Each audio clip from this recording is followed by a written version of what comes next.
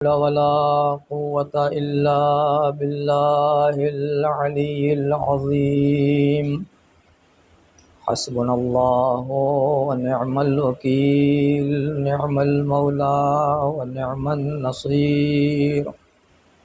أعوذ بالله من الشيطان الرجيم. بسم الله الرحمن الرحيم. الحمد لله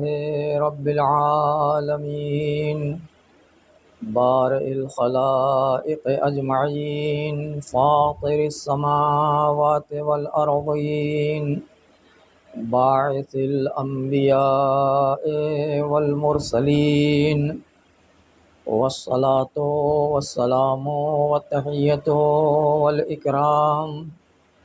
على النبي المؤيد، الرسول المسدد، المجتبى الأمجد، المصطفى الأحمد، مولانا أبي القاسم محمد. اللهم صل على محمد وآل محمد وعلى أهل بيته الطيبين الطاهرين المعصومين المنتخبين المنتجبين المظلومين، ولعنة الدائمة الباقية على أعدائهم أجمعين. أما بعد، فقد قال الله الحكيم في كتابه الكريم. بسم الله الرحمن الرحيم. يوم ندعو كل أناس بإمامهم، فمن أوتي كتابه بيمينه فأولئك يقرؤون كتابهم ولا يظلمون فتيلا. صلوات پڑھیں محمد. اللهم صل على محمد وآل محمد. پروردگار کا ارشاد گرامی ہے کہ ہم روز قیامت ہر شخص کو اس کے امام کے ساتھ بلائیں گے.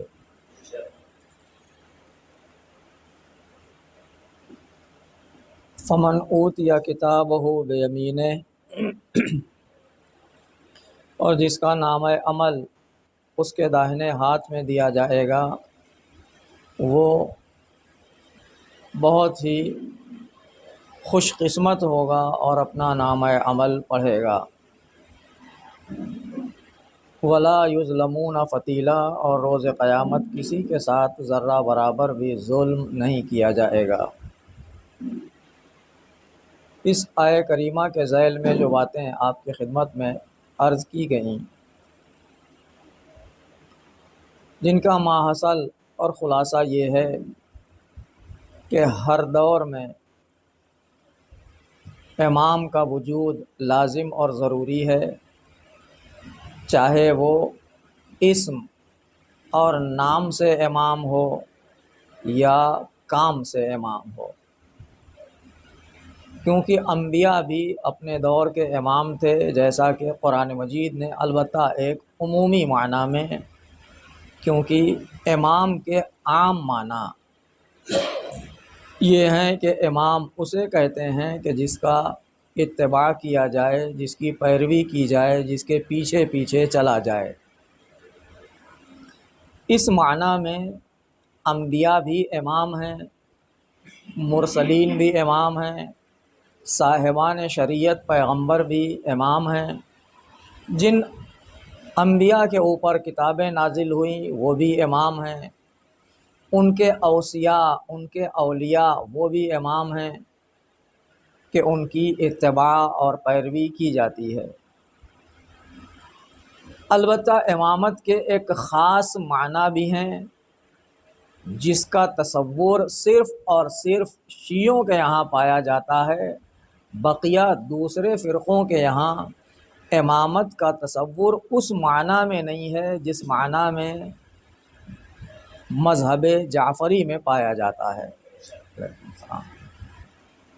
کیونکہ دوسروں کے یہاں نبی آخر کے بعد، نبی خاتم کے بعد خلافت کا تصور ہے، پیغمبر کی جانشینی کا تصور ہے، مگر امامت کا تصور نہیں ہے۔ یعنی ان کے عقیدے میں خلافت شامل ہے لیکن امامت ان کے عقیدے میں شامل نہیں ہے۔ لیکن عمومی معنی میں امامت ان کے یہاں بھی پائی جاتی ہے، اس معنی میں کہ امام یعنی وہ ذات جو قابل اتباع ہو، جس کی پیروی کی جائے۔ اسی لیے آپ دیکھیں ان کے یہاں بھی امام کا لفظ استعمال ہوتا ہے، ایسا نہیں کہ استعمال نہ ہوا ہو، لفظ امام ان کے یہاں بھی استعمال ہوتا ہے، لیکن اس معنی میں اور اس اصطلاح میں نہیں جس معنی میں ہم شیعوں کے یہاں امام جو پیغمبر کی جانشینی کا ذمہ دار ہوتا ہے اس معنی میں استعمال ہوتا ہے، اس معنی میں نہیں۔ اسی لیے آپ دیکھیں کہ لفظ امام ان کے یہاں علماء کے لیے بھی استعمال ہوتا ہے، اور ان کے یہاں جو ان کی فقہ کے 4 بانی مانے جاتے ہیں، 4 امام فقہ، ان کی فقہ کے اعتبار سے بھی ان کے ساتھ لفظ امام استعمال کرتے ہیں۔ وہ مثلا وہ کہتے ہیں کہ امام ابو حنیفہ کی فقہ، امام احمد کی فقہ، امام مالک کی فقہ، امام شافعی کی فقہ، لہذا لفظ امام وہ بھی استعمال کرتے ہیں ان ائمہ کے لیے جن کی فقہ کے وہ تابع ہیں، یعنی جن کے فقہ کو وہ فالو کرتے ہیں، ان کے لیے لفظ امام استعمال کرتے ہیں۔ اسی طرح اپنے علماء کے لیے بھی لفظ امام وہ استعمال کرتے ہیں، مثلا امام فخر الدین رازی، امام غزالی، امام زمخشری، اس طرح کا لفظ امام بخاری، اس طرح کے الفاظ وہ اپنے امام علماء کے لیے بھی استعمال کرتے ہیں۔ لیکن ان جگہوں پر لفظ امام جس معنی میں استعمال ہوتا ہے وہ اور ہے، اور شیعوں کے ہاں امامت کا جو تصور ہے وہ اور ہے۔ لفظ امام عمومی معنی میں ہمارے یہاں بھی علماء کے لیے استعمال ہوتا ہے، مثلا امام خمینی علیہ الرحمہ، امام خوئی علیہ الرحمہ، یہ لفظ عربوں میں زیادہ رائج ہے کہ امام یعنی وہ ذات جس کی پیروی کی جائے، جس کا اتباع کیا جائے، جس کی بات مانی جائے، لہذا اسے وہ امام کہتے ہیں۔ یہ امام کے عمومی اور عام معنی ہے، لیکن امام کے ایک خاص معنی بھی ہیں جس کا تعلق اور جس کا سورس آپ کہہ لیجئے قرآن مجید ہے، جس کا منبع اور مصدر قرآن مجید ہے، جو شیعوں کے یہاں صرف پایا جاتا ہے، دوسرے فرقوں کے یہاں نہیں پایا جاتا۔ وہ امامت کا تصور وہی ہے جو پروردگار نے قرآن مجید میں جناب ابراہیم کے لیے استعمال کیا ہے، کہ جناب ابراہیم کو پروردگار نے امامت کے منصب سے سرفراز کیا، اور یہ امامت کا منصب جو جناب ابراہیم کو عطا ہوا، یہ منصب نبوت کے بعد کا منصب ہے، رسالت کے بعد کا منصب ہے، خلیل خدا بنائے جانے کے بعد کا منصب ہے، آسمانی صحیفوں کے نازل ہو جانے کے بعد کا منصب ہے۔ جناب ابراہیم کی زندگی کے بالکل آخری مراحل اور زندگی کے آخری موڑ پر پروردگار نے جناب ابراہیم کو یہ منصب جسے امامت کہا جاتا ہے وہ عطا کیا، اور یہ تمام منصب کے بعد اس منصب کا دیا جانا، یعنی نبوت کے بعد، رسالت کے بعد، خلت کے بعد، ان تمام منصب کے بعد جناب ابراہیم کو امامت کا دیا جانا یہ بتاتا ہے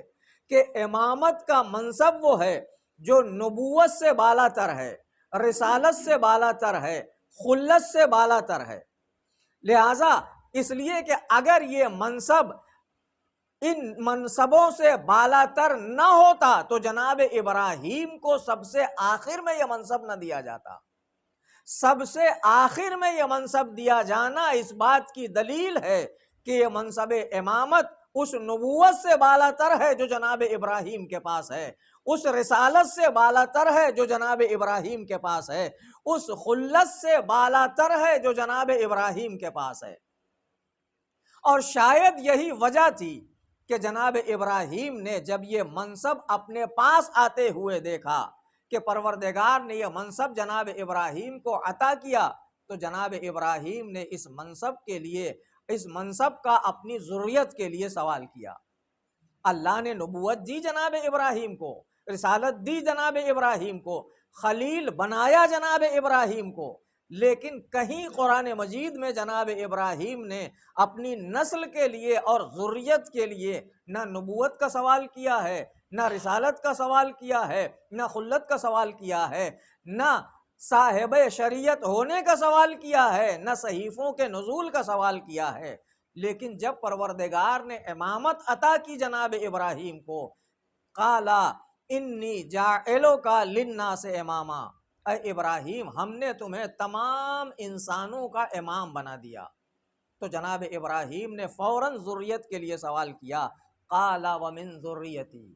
پروردگار کیا یہ امامت میری نسل میں بھی رہے گی،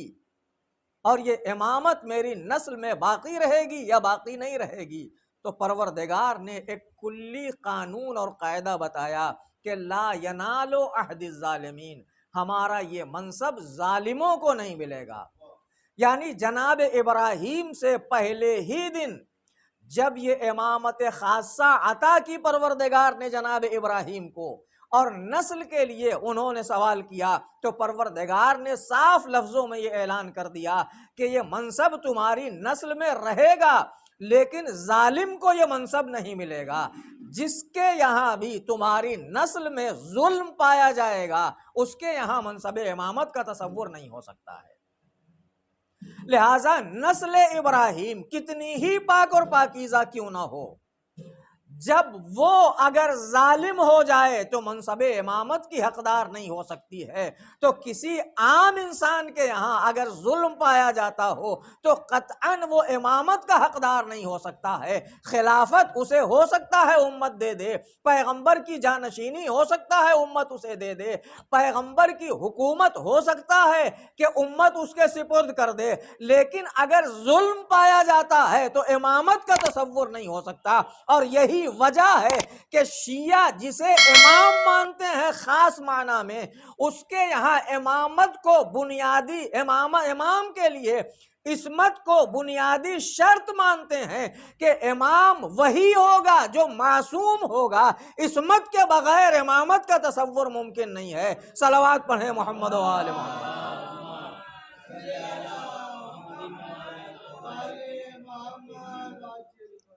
لیکن جو مسلمانوں کا اکثریتی فرقہ ہے، ان کے یہاں جو خلافت کا تصور ہے، وہ خلافت کے لیے یعنی خلیفہ رسول ہونے کے لیے نہ معصوم ہونے کی شرط مانتے ہیں، نہ اپنے زمانے کا سب سے بڑا عالم ہونے کی شرط مانتے ہیں، جبکہ شیعوں کے یہاں یہ دونوں بنیادی شرط ہیں کہ نبی کی نبوت کا جانشین اور نبی کا خلیفہ وہی ہوگا جو معصوم ہو، اور معصوم ہونے کے ساتھ ساتھ اپنے زمانے کا سب سے بڑا عالم بھی ہو۔ یہ دو بنیادی شرطیں ہیں جس کا ریشہ یا جس کا سورس قرآن مجید میں موجود ہے، کہ جب قرآن مجید نے امامت کے لیے یا رہنمائی کے لیے کسی کا انتخاب کیا ہے تو یہ دونوں چیزیں دیکھی ہیں۔ عصمت کو بھی اس کے اندر رکھا ہے قرآن مجید نے، اور عصمت کے ساتھ ساتھ علم کو بھی رکھا ہے۔ پہلے ہی مرحلے میں امامت کا رہنمائی کا پہلا مرحلہ، ہدایت کا پہلا مرحلہ جہاں اللہ نے کسی کو ہادی بنایا، وہاں پر بھی پروردگار نے پہلے ہی دن ملائکہ کے سامنے جب اعلان کیا آدم کی خلافت کا کہ میں زمین پر اپنا خلیفہ بنانے والا ہوں، اور ملائکہ نے پروردگار کے سامنے گویا اپنی عبادت کو پیش کیا، اپنی تسبیح و تہلیل کو پیش کیا کہ پروردگار تو زمین پر خلیفہ آدم کو بنائے گا، وَنَحْنُ نُسَبِّحُ بِحَمْدِكَ وَنُقَدِّسُ لَكَ، اور ہم آدم کے وجود سے بہت پہلے، آدم سے بہت سینئر ہیں، اور صرف سینئر نہیں بلکہ نُسَبِّحُ بِحَمْدِكَ وَنُقَدِّسُ لَكَ، ہم تیری تسبیح بھی کرتے ہیں، تیری تقدیس بھی کرتے ہیں، تیرے عبادت گزار بندے ہیں، لیکن پروردگار نے یہ کہہ کے ملائکہ کے دعوے کو خارج کر دیا کہ انی اعلم ما لا تعلمون، جو میں جانتا ہوں وہ تم نہیں جانتے۔ گویا پروردگار نے صریحی لفظ میں ملائکہ نے جو اپنے لیے لیاقت اور اہلیت پیش کی تھی، جو اپنے اندر پائی جانے والی صلاحیت پیش کی تھی، جس صلاحیت کی بنیاد پر وہ اس بات کے گویا دعوے دار تھے کہ انہیں خلافت اور اللہ کی جانشینی زمین پر ملنا چاہیے، وہ کیا تھی؟ وہ تسبیح اور تقدیس اور عبادت پروردگار اور آدم سے سینئر ہونا۔ یہ دو چیزیں ملائکہ نے پیش کی، لیکن پروردگار نے دونوں کو رد کر دیا اور یہ آواز دی کہ ہم زمین پر اسے نیابت دیں گے، زمین پر اسے اپنا نائب قرار دیں گے، زمین پر اسے ہادی بنائیں گے کہ جس کے پاس علم پایا جاتا ہو، جس کے پاس عصمت پائی جاتی ہو۔ لہٰذا پہلے ہی مرحلے میں پروردگار نے اعلان کر دیا کہ علم الآدم الاسماء کلها، اللہ نے جناب آدم کو تمام اسماء کی تعلیم دی، اور ایسا نہیں کہ ملائکہ کو تعلیم نہیں دی، ملائکہ کو بھی تعلیم دی، اور اس کے بعد جب دونوں کو منزل امتحان میں لا کے کھڑا کیا، ملائکہ کا امتحان اور جناب آدم کا امتحان، علم کا امتحان، اور پروردگار نے ملائکہ کے سامنے کچھ انوار پیش کیے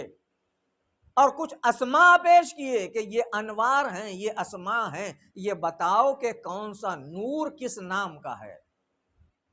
اور جب ملائکہ یہ امتحان پاس نہیں کر سکے تو اب پروردگار نے جناب آدم کو حکم دیا، فقال یا آدم انبئہم باسمائہم، اے آدم ان فرشتوں کو ان اسماء کے بارے میں خبر دو۔ فلما انبأہم باسمائہم، اور جب پروردگار کے سامنے ملائکہ کی بزم میں جناب آدم نے ان اسماء کے بارے میں خبر دی اور ان اسماء کے بارے میں تفصیلات بیان کی، جن اسماء کی تعلیم پروردگار نے آدم کو بھی دی تھی، ملائکہ کو بھی دی تھی، تو پروردگار نے اعلان کر دیا کہ کیا میں نے یہ نہیں کہا تھا الم اقل لکم انی اعلم ما لا تعلمون، اے فرشتوں کیا میں نے تم سے یہ نہیں کہا تھا کہ اس مخلوق کے بارے میں جو میں جانتا ہوں وہ تم نہیں جانتے ہو۔ لہٰذا پہلے ہی دن پروردگار نے علم کو معیار قرار دے کے یہ بتا دیا کہ زمین میں جو بھی اللہ کی طرف سے ہادی ہوگا، زمین پر اللہ کی طرف سے انسانوں کی ہدایت کے لیے جسے معین کیا جائے گا، اس کے یہاں سینئر ہونے کی کوئی شرط نہیں ہے، علم بنیادی شرط ہے۔ اگر علم پایا جاتا ہے اور اس دور کے تمام انسانوں سے بالا تر علم پایا جاتا ہے تو وہ اس لائق ہے کہ اللہ کی طرف سے رہنما اور ہادی بن سکے۔ لہٰذا آخری پیغمبر کے بعد بھی اگر یہ مسئلہ پیدا ہو جائے کہ نبی کے بعد امت کا ہادی اور رہنما کسے بنایا جائے، امت کس سے رہنمائی حاصل کرے، تو اب کہیں جانے کی ضرورت نہیں ہے، نہ سینیارٹی دیکھنے کی ضرورت ہے، نہ اطاعت و عبادت دیکھنے کی ضرورت ہے، نہ تسبیح و تحلیل دیکھنے کی ضرورت ہے، نہ بڑی داڑھی اور بہت اچھا لباس دیکھنے کی ضرورت ہے، بلکہ دیکھنے کی ضرورت یہ ہے کہ نبی کے بعد وہ کون سی ذات ہے جو علم میں نبی کے برابر ہو، نبی سے کمتر نہ ہو۔ تو ساری امت یہ کہتی ہے کہ نبی کے بعد امت میں عالم ترین فرد ذات علی ابن ابی طالب ہے، جن کے علم کے بارے میں کسی کو شک و شبہ نہیں ہے۔ وہ افراد بھی جو امیر المومنین علیہ الصلوۃ والسلام کی علیکم السلام، وہ افراد بھی امت کے جو امیر المومنین کی خلافت کو تسلیم نہیں کرتے، امیر المومنین کو جانشین پیغمبر نہیں مانتے، وہ بھی اس بات کا اعتراف کرتے ہیں کہ امت میں علی سے بڑا نہ عالم قرآن ہے، نہ عالم فقہ ہے، نہ عالم حدیث ہے۔ درود پڑھیں محمد و آل محمد پر۔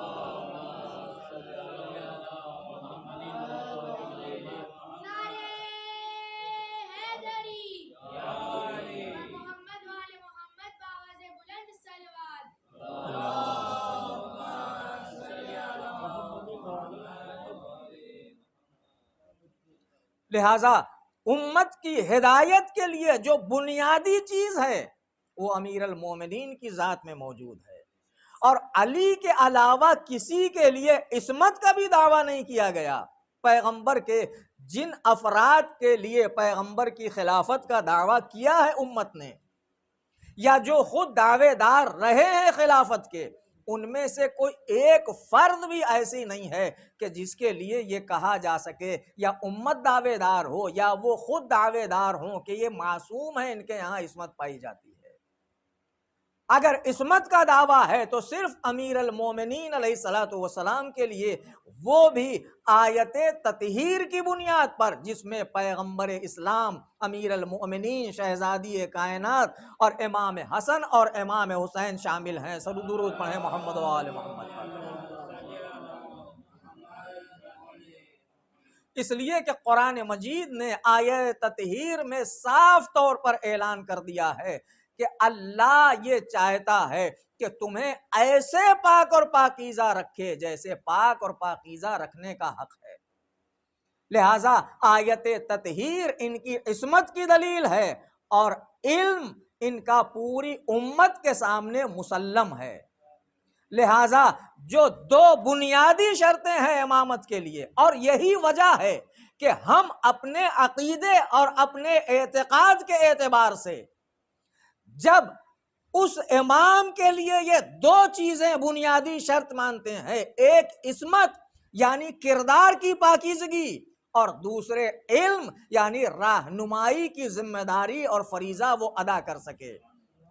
یہی دو شرطیں، یہ تو امامت کے اس امامت کی بات ہے جس کے اوپر دنیا اور آخرت کا دار و مدار ہے۔ حتیٰ کہ اگر ہم 2 رکعت کے لیے بھی کسی کو امام بناتے ہیں تو وہاں بھی یہ دونوں چیزیں دیکھی جاتی ہیں۔ اگر 4 اور 5 اور 10 منٹ کے لیے کسی کے پیچھے ہم نماز پڑھنا چاہتے ہو 2 رکعت، تو اس کے لیے بھی یہ دونوں چیزیں دیکھی جاتی ہیں۔ ایک، وہ عامۃ البلوہ مسائل سے واقف ہے یا نہیں ہے، جو عمومی مبتلا بہ مسائل ہیں ان سے واقف ہو، اور دوسرے عادل ہو۔ عادل یعنی واجبات کو چھوڑتا نہ ہو اور محرمات کو انجام نہ دیتا ہو، یعنی اس کا کردار اتنا پاکیزہ ہو، اس کا کیریکٹر ایسا صاف اور ستھرا ہو کہ وہ اللہ کی نافرمانی نہ ترک واجب کی شکل میں انجام دیتا ہو، نہ فعل محرم اور فعل حرام کی شکل میں انجام دیتا ہو، اور اس کا علم بھی اس درجے تک ہو کہ جو عام عمومی مسائل پیش آنے والے ہیں ان سے واقف ہو۔ جب اس 2 رکعت کے امام کے لیے اتنی شرطیں ہیں تو جس امامت پر دنیا اور آخرت کا دار و مدار ہے،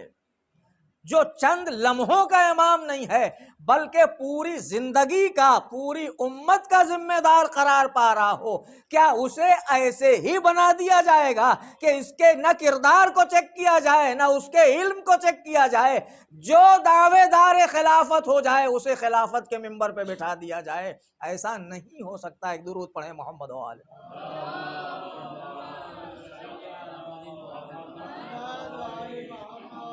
لہٰذا امامت کا جو تصور ہمارے یہاں پایا جاتا ہے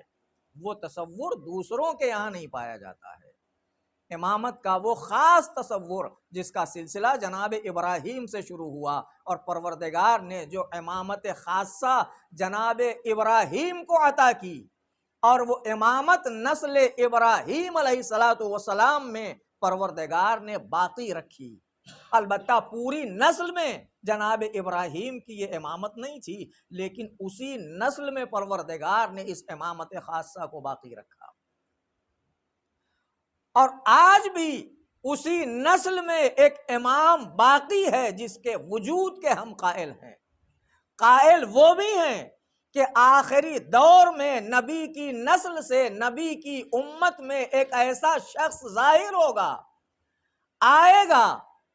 کہ جو اس دنیا کو عدل و انصاف سے بھر دے گا۔ وہ وجود کے قائل ضرور ہیں کہ وہ آئے گا، لیکن وہ پیدا ہو چکا ہے اس کے سب قائل نہیں ہے۔ کچھ ان میں بھی ایسے افراد ہیں کہ ان کے علماء جو محققین ہیں وہ اس بات کے قائل ہیں کہ وہ امام وجود میں آ چکا ہے اور پردہ غیب میں زندگی گزار رہا ہے۔ حتیٰ ہمارے علماء نے اس سلسلے میں کتابیں بھی لکھی، اور ایسا نہیں کہ صرف ہمارے علماء نے کتابیں لکھی ہوں، خود برادران اہل سنت کے علماء نے ایسی کتابیں لکھی ہیں کہ خود انہی کی کتابوں سے یہ ثابت کیا ہے کہ وہ آنے والا امام حسن عسکری علیہ السلام کی نسل میں ان کا فرزند ہوگا، اور وہ دنیا میں آ چکا ہے، جس کی زیارت بھی بہت سارے افراد کو نصیب ہو چکی ہے۔ لہذا اس کے وجود پر سب متفق ہیں، اتنا فرق ضرور ہے بہرحال کہ وہ کہتے ہیں کہ وہ آئے گا، ہم یہ کہتے ہیں کہ آ چکا ہے۔ لہذا اسی کی معرفت کے لیے پیغمبر نے فرمایا کہ من ماتا ولم یعرف، جو مر جائے دنیا سے اور اپنے امام وقت کو نہ پہچانتا ہو، امام کی معرفت نہ رکھتا ہو، وہ جاہلیت کی موت مرتا ہے۔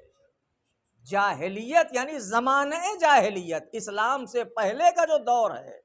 وہ دور کفر کا دور ہے، وہ دور شرک کا دور ہے، وہ دور یہودیت اور عیسائیت کا دور ہے۔ اسی لیے بعض احادیث میں جو وضاحت کی گئی اس حدیث کی کہ ماتا میتتن جاہلیہ، اس سے کیا مراد ہے، تو معصوم نے فرمایا کہ اس سے مراد یہ ہے کہ اب کوئی فرق نہیں پڑتا جو اپنے امام کی معرفت کے بغیر دنیا سے جا رہا ہو، اس سے کوئی فرق نہیں پڑتا ہے کہ وہ یہودی مرے گا یا عیسائی مرے گا یا مشرک مرے گا یا بت پرست مرے گا، وہ کسی نہ کسی اسی دور میں جو حالات تھے اس حالت میں مرے گا جسے دور جاہلیت کہا جاتا ہے۔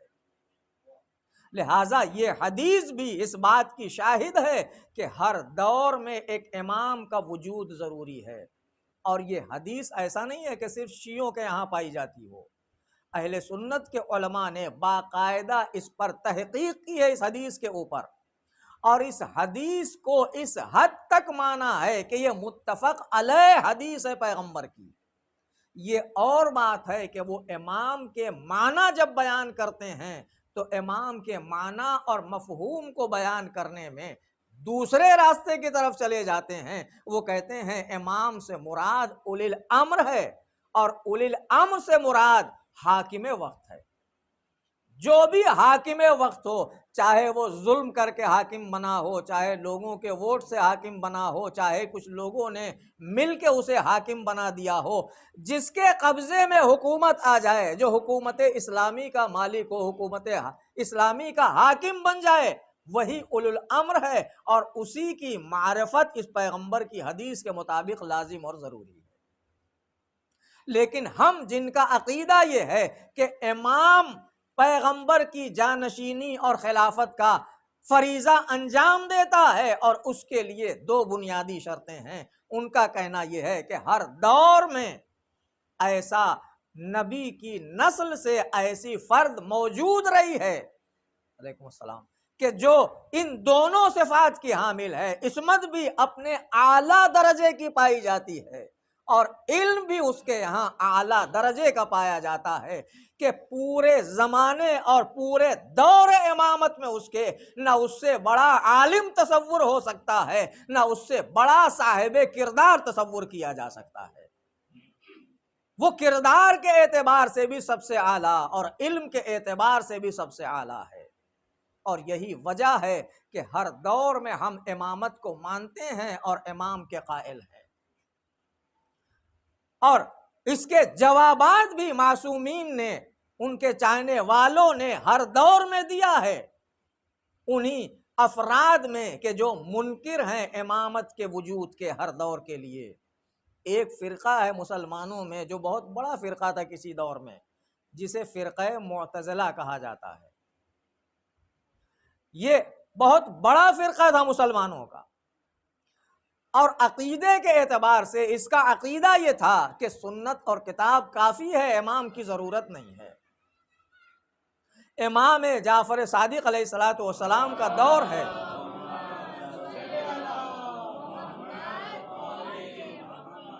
تیسری صدی کا دور ہے، سمجھ لیجئے کہ تیسری صدی چل رہی ہے، اور اس دور میں یہ عالم معتزلی جسے عمرو ابن عبید کہا جاتا ہے،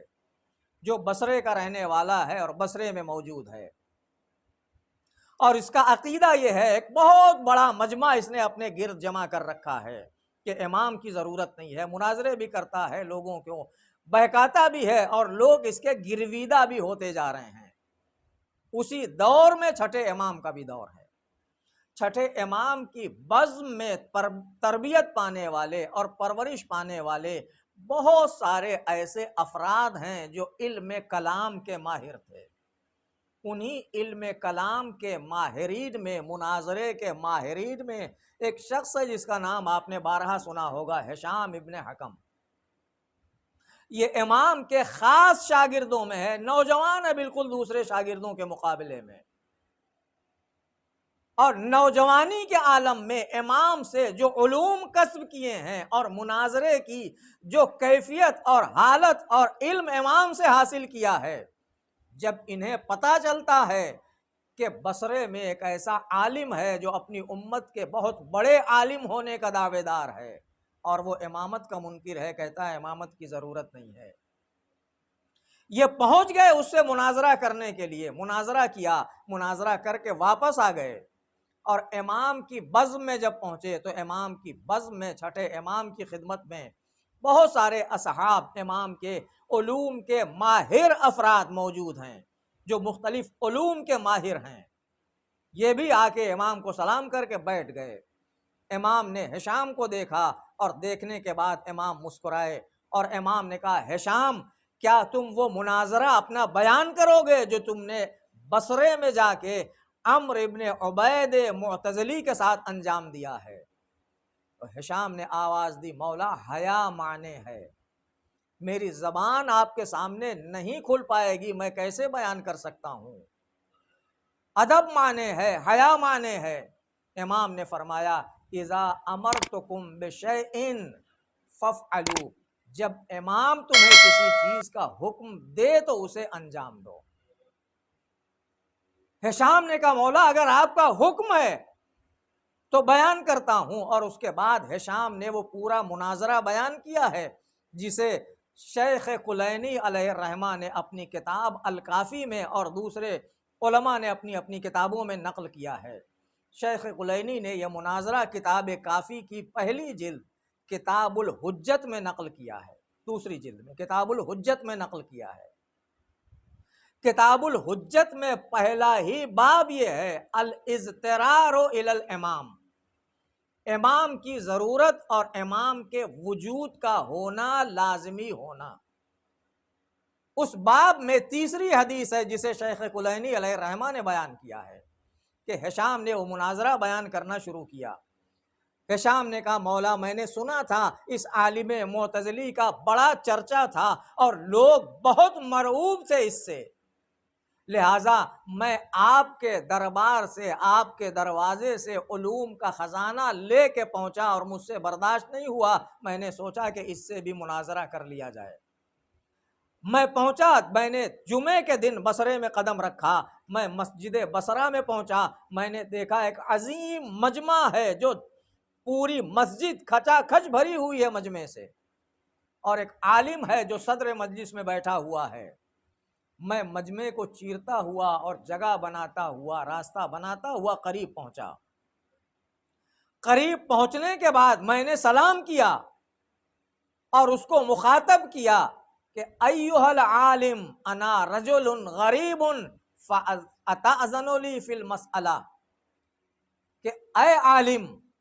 اے دانشمند، اے مفکر، میں ایک مسافر انسان ہوں، غریب الوطن ہوں، دور سے آیا ہوں، ایک سوال تجھ سے پوچھنا چاہتا ہوں، کیا اجازت ہے کہ میں سوال پوچھ سکوں؟ تو وہ عمرو ابن عبید جسے اپنے علم کا کافی غرور تھا، اس نے کہا، پوچھو، کیا پوچھنا چاہتے ہو، اجازت ہے، جو پوچھنا چاہتے ہو پوچھو۔ یہ بیان کرتے ہوئے ہشام کہتے ہیں کہ میں نے پھر اس سے کہا، الکا عین، کیا تمہارے پاس آنکھ ہے؟ اس نے کہا، یہ کیسا سوال ہے، ایو شیء من هذه السؤال وشیء تراہ کیف تسأل. اے جوان یہ کیسا سوال ہے تیرا؟ جو چیز تو دیکھ رہا ہے کہ میرے چہرے پہ موجود ہے اس کے بارے میں کیسے سوال کر رہا ہے؟ ہشام نے کہا میرا سوال تو ایسا ہی ہے، اگر آپ کے پاس جواب ہے تو جواب دیجئے. اس نے کہا ہاں ٹھیک ہے، اگر تمہارا سوال یہی ہے تو ہے میرے پاس آنکھ. ہشام نے پوچھا ماذا تصنع، اس آنکھ سے کیا کرتے ہو؟ کہا ارل الوان والاشخاص، میں چیزوں کو دیکھتا ہوں، رنگوں کو دیکھتا ہوں، اس سے تشخیص دیتا ہوں چیزوں کو. کہا کیا تمہارے پاس ناک بھی ہے؟ اس نے کہا ہاں ناک بھی ہے. کہا ناک سے کیا کرتے ہو؟ کہا بو سونگھتا ہوں، چیزوں کا ذائقہ اور خوشبو بدبو یہ سب محسوس کرتا ہوں. کہا اچھا پھر تمہارے پاس زبان بھی ہے، منہ بھی ہے؟ اس نے کہا ہاں منہ بھی ہے. کہا منہ سے کیا کرتے ہو؟ کہا منہ سے کھانا کھاتا ہوں، چیزوں کا ذائقہ اور مزہ چکھتا ہوں، اللہ نے جو نعمتیں پیدا کی ہیں ان کا ذائقہ اپنی زبان پر لیتا ہوں اور احساس کرتا ہوں. کہا اچھا یہ بتاؤ کیا تمہارے پاس کان بھی ہے؟ کہا ہاں کان بھی ہے. کان سے کیا کرتے ہو؟ کہا آوازیں سنتا ہوں، تلاوت کی آواز سنتا ہوں، لوگوں کی باتیں سنتا ہوں. کہا اچھا یہ بتاؤ یہ ساری چیزیں تو ہے تمہارے پاس، کیا دل بھی ہے تمہارے پاس؟ کہا ہاں دل بھی ہے. کہا دل سے کیا کرتے ہو؟ تو اس کا جواب یہ تھا کہ یہ اعضاء اور یہ حواس، یہ سینس جو اللہ نے 5 عدد دیے ہیں جنہیں حواس سے خمسہ کہا جاتا ہے، آنکھ، ناک، منہ اور زبان اور کان، یہ سارے اعضاء جب کسی چیز میں شک و شبہے میں مبتلا ہو جاتے ہیں اور وہ فرق نہیں کر پاتے تو دل کی طرف رجوع کرتا ہوں اور دل یہ فیصلہ کرتا ہے کہ یہ چیز کیسی ہے اور کیا ہے. جو کان نے پیش کیا ہے، جو آنکھوں سے وجود میں آ رہی ہے، جو زبان کے ذائقے سے وجود میں آ رہی ہے، جو سونگنے سے وجود میں آ رہی ہے، جب اس میں شک و شبہ پیدا ہو جاتا ہے تو دل کی طرف رجوع کرتا ہوں تاکہ یہ شک و شبہ دور ہو جائے اور یقین کی منزل تک پہنچ جاؤں. ہشام نے کہا جب یہ اعضاء و جوارح موجود ہیں، کان موجود ہیں، آنکھ موجود ہے، زبان موجود ہے، یہ ساری ناک موجود ہے، یہ ساری چیزیں موجود ہیں، تو دل کی ضرورت کیا تھی؟ دل کا کام کیا تھا؟ اس نے کہا نہیں دل کی ضرورت ہے ان چیزوں کے ہوتے ہوئے، اس لیے کہ جب کان شک میں مبتلا ہو جائے، جب ناک نے جو سونگھا ہے اس کے بارے میں شک و شبہ پیدا ہونے لگے، آنکھ نے جو دیکھا ہے جب اس کے بارے میں حیرت اور تحیر میں مبتلا ہو جائے، زبان نے جو چکھا ہے جب اس کے بارے میں شکوک و شبہات آنے لگیں تو دل کی طرف رجوع کیا جائے گا اور دل مرجع اور مرکز بنے گا تاکہ یقین اور استيقان اور اطمینان کی منزل تک پہنچا جا سکے. ہشام نے کہا اس کا مطلب یہ ہے کہ اللہ نے اس تیرے چھوٹے سے وجود کو جس میں ساری چیزیں ہیں، کان اور آنکھ اور ناک اور زبان، یہ ساری چیزیں، اس کے باوجود بھی ایک ایسا مرکز رکھا ہے کہ جو شک و شبہے کو دور کر سکے، جو حیرت اور سرگردانی کو دور کر سکے، اس کے بغیر انسان کا وجود ناقص ہے. اس نے کہا ہاں یہ تو ضروری ہے. پھر ہشام نے کہا جب اللہ نے تیرے وجود کے لیے ایک مرکز رکھا ہے جو حیرت و سرگردانی سے نکال کے یقین کی منزل تک لے آئے، تو کیا اتنے بڑے کاروان انسانیت کو اللہ ایسے ہی بھٹکتا ہوا چھوڑ دے گا اور اس کے لیے کسی مرکز کا انتظام نہیں کرے گا کہ جو مرکز ان کے لیے حیرت و شک میں یقین تک لے جانے کا ذریعہ بنے، اور اسی ذات کو جسے اللہ نے بھٹکتی ہوئی انسانیت کے لیے مرکز قرار دیا ہے، اطمینان و یقین تک پہنچانے کا راستہ قرار دیا ہے، ہم اسی کو امام کہتے ہیں جس کی ہر دور میں ضرورت ہے. درود پڑھیں محمد و آل محمد.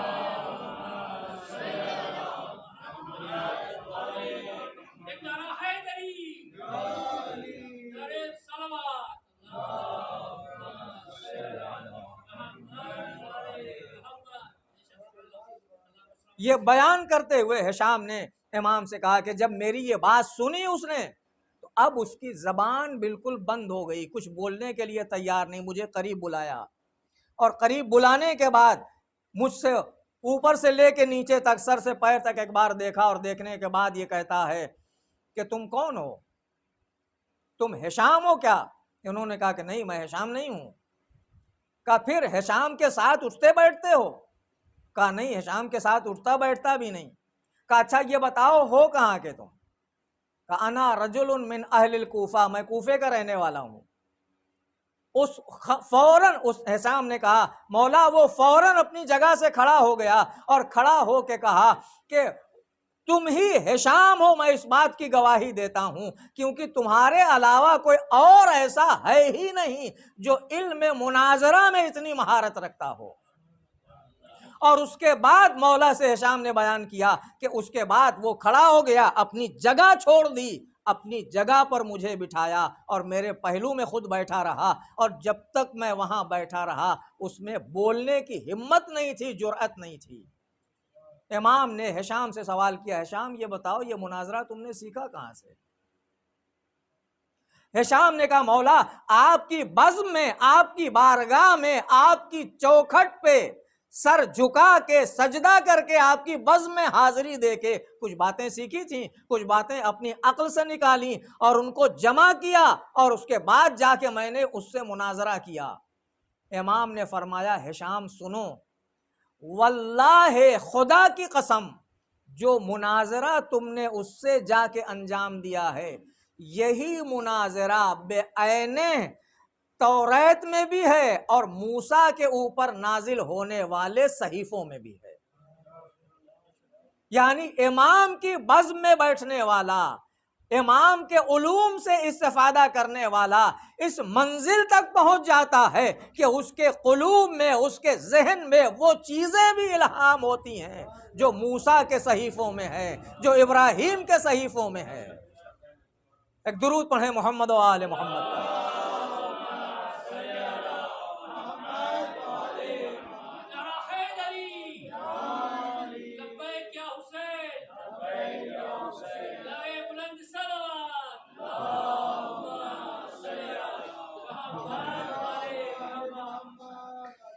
ہر دور میں ایک ایسا وجود ضروری ہے جو اللہ کی طرف سے لوگوں کے لیے مرکز ہو، انسانیت کا مرکز بن سکے۔ یہ مرکز پیغمبر کے بعد ذات امیر المومنین ہے۔ اس مرکز کی معرفت، اس ذات کی معرفت، اس کی حفاظت، اس کا تحفظ، اس کی نصرت، یہ سب کا فریضہ ہے۔ جو بھی اس کے پیروکار ہیں، جو بھی اس کے ماننے والے ہیں، سب کی ذمہ داری ہے۔ اور یہی وجہ ہے کہ شہزادی کائنات نے سارے غموں کے باوجود،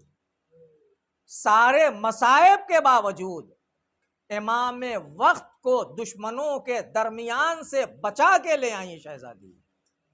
ورنہ ان کا پورا پروگرام اور پورا پلان یہ تھا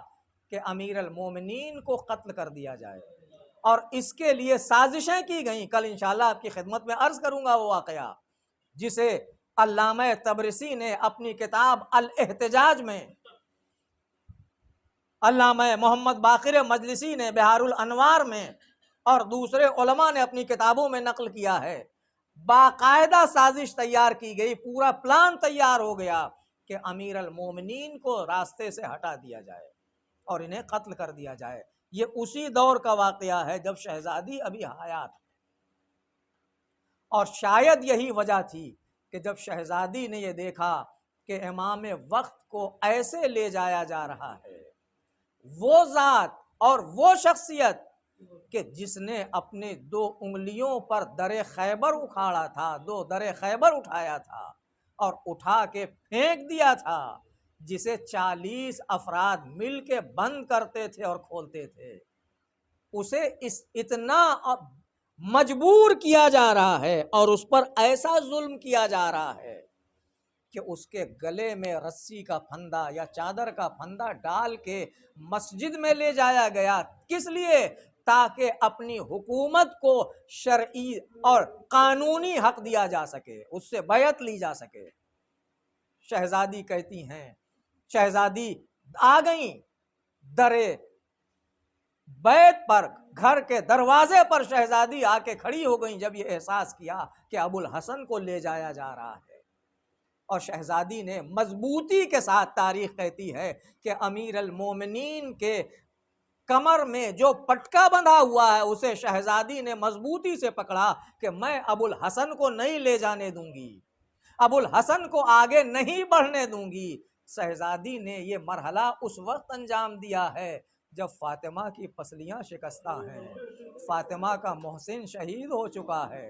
شہزادی میں کھڑے ہونے کی طاقت نہیں ہے۔ شہزادی نے اتنی مضبوطی سے دامن اور امیر المومنین کی کمر کا پٹکا پکڑا ہوا ہے کہ کئی لوگ مل کے بھی کھینچ رہے ہیں تو امیر المومنین کو کھینچ نہیں پا رہے ہیں۔ آخر میں عمر نے اشارہ کیا اور عمر کا غلام آگے بڑھا، اس نے اپنی تلوار کی خود نکالی اور نیام سے شہزادی کے بازو پہ حملہ کیا۔ اس نے تلوار کی نیام شہزادی کے بازو پر اس سے حملہ کیا۔ شہزادی کے ہاتھوں سے امیر المومنین کا کمر کا وہ پٹکا چھوٹ گیا اور وہ نیل کا نشان شہزادی کی زندگی کے آخری لمحے تک شہزادی کے بازو پہ بندھا رہا۔ امیر المومنین گھر میں آتے ہیں تو فاطمہ کبھی بازو چادر سے چھپاتی ہیں، کبھی پسلیاں چھپاتی ہیں۔ امیر المومنین کے سامنے شہزادی نے یہ ظلم آنے نہ دیا کہ نبی کا یہ وصی برداشت نہ کر سکے گا، فاتح خیبر سے یہ ظلم برداشت نہ ہوگا، مگر نبی کی امت کی خاطر، نبی کے دین کی خاطر امیر المومنین نے سارے مصائب برداشت کیے۔ شہزادی نے شاید اسی لیے یہ وصیت بھی کی تھی کہ اے علی مجھے رات میں غسل دینا، مجھے رات میں کفن پہنانا، مجھے رات میں دفن کرنا۔ شہزادی یہ سمجھ میں آتا ہے کہ رات میں دفن کرنے کی وصیت اس لیے تھی کہ جن سے آپ ناراض ہیں یہ نہیں چاہتی کہ وہ جنازے میں شریک ہو، لیکن غسل کی وصیت رات میں کیوں ہے؟ عجب نہیں نبی کی بیٹی آواز دے، رات میں غسل کی وصیت اس لیے کی ہے کہ علی کی نگاہوں سے اندھیرے میں شاید ٹوٹی ہوئی پسلیاں اوجھل ہو جائیں، علی کی نگاہوں کے سامنے نہ آ سکیں۔